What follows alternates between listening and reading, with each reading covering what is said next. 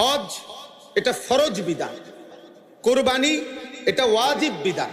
খামখেয়ালি নাই, করলে করলাম, করলাম হইলে আল্লাহ দিলে তো করতাম, কার মন না চায় এসব ফাঁকনা কথা কইেন না, এসব সিরে বিজেন্ডা কথা কইেন কারে কন মস্কারি করেন, বুঝেন নাই কথাটা? মস্কারি করে এগুলাই, আল্লাহ দিলে তো করতাম, কার মন না চায় আল্লাহর গড়ার না চাইতে, হ্যাঁ জিভুতে তো ফিরেও চায় না, হ্যাঁ জীবন যৌবন শেষ করে টেয়া দিয়া কিছু সুদে কিছু কিস্তিতে কত কষ্ট করে টাকা পয়সা মিল করে আইস জিভুত মানুষ করছেন, সুদ দিয়ে বুঝি জিভুত মানুষ করে,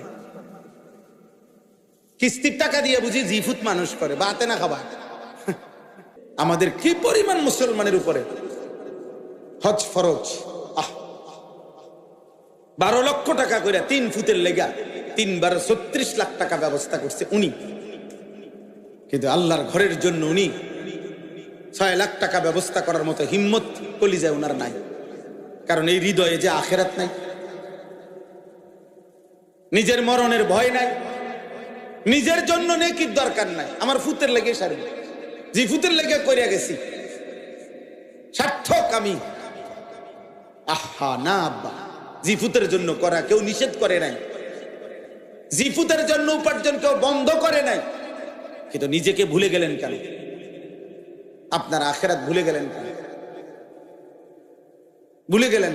সম্পদ আছে, ও ফুতে যদি দয়া করিয়া টাকা দেয় তাহলে কোরবানি দিব। ও মা তো তুই টিয়া না দিলে আব্বাই করতে কোরবানি দিবেন না, আপনি করতে কোরবানি দিবেন, আপনি আসবেন ঈদের দিন, আপনি গ্রামে গ্রামে হাঁটবেন,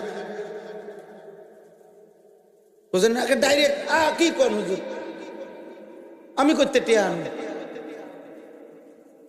ডাইরেক্ট, অথচ উনি এখনো পূর্ণ সম্পত্তির মালিক,